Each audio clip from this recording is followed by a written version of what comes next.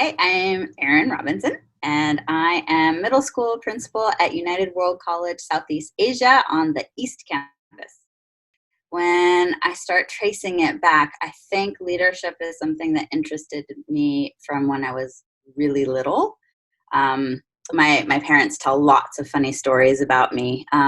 Some of it from when I was, I don't know, maybe like 4 years old, trying to figure out the difference between leadership and coercion, perhaps. But really from elementary school, I made a statement to my parents at one point that I figured in life there were some people who just kind of wanted to follow and other people that wanted to lead. And I declared myself a leader from that stage in life.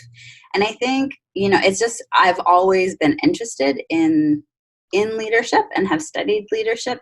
It's not that I always insert myself into leadership positions, because I'm also super happy to just kind of sit and be part of a group and collaborate. But even so when I went to undergrad, I was in a leadership program, and at university we all kind of lived together and did leadership studies for a minor. So it's always kind of been there in some aspect of my life.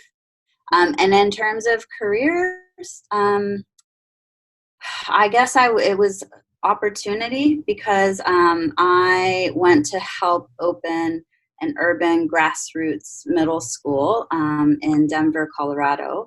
And the kinds of people that they hired as the foundational teaching staff were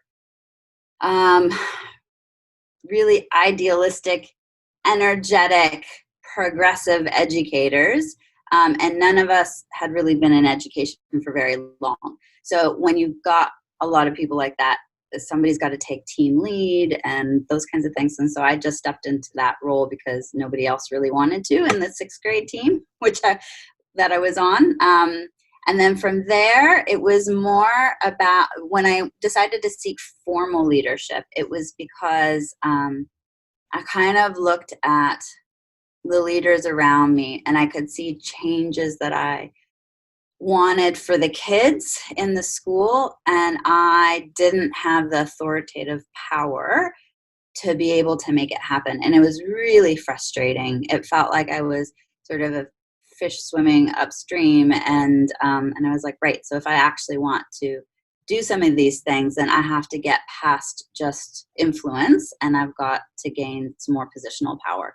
And so that's when I decided quite early on in my career. I was only, when I started, I think I was a third or fourth year teacher to get my admin credential.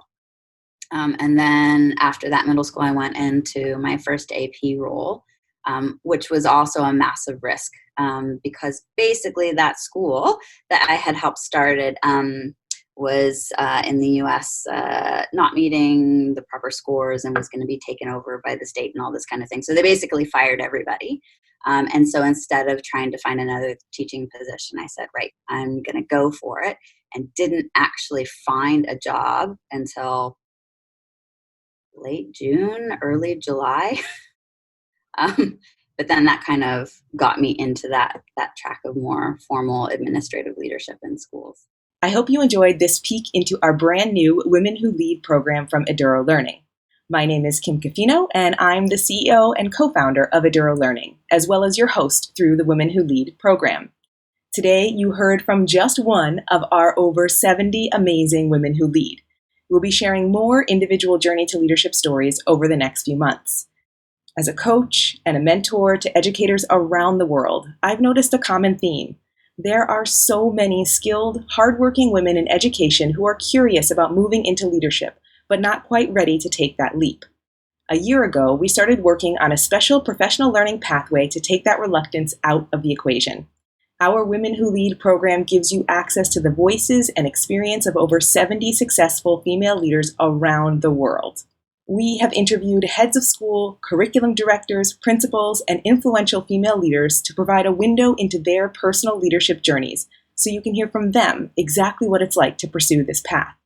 When have you had the opportunity to learn from over 70 amazing female leaders, including 20 female heads of school in one consolidated learning experience? From one response to another, you'll hear their insight into the unique challenges facing female leaders, their advice on how to be successful in a leadership interview, and their guidance on how to have difficult conversations. Those are just some of the key topics discussed by the amazing female leaders we interviewed. With Women Who Lead, you gain access to curated conversations with inspirational leaders who have shared their experience with you at all levels of leadership within education, including consultancy and entrepreneurship. If you're ready to take the next step on your leadership journey, find out more at edurolearning.com/women.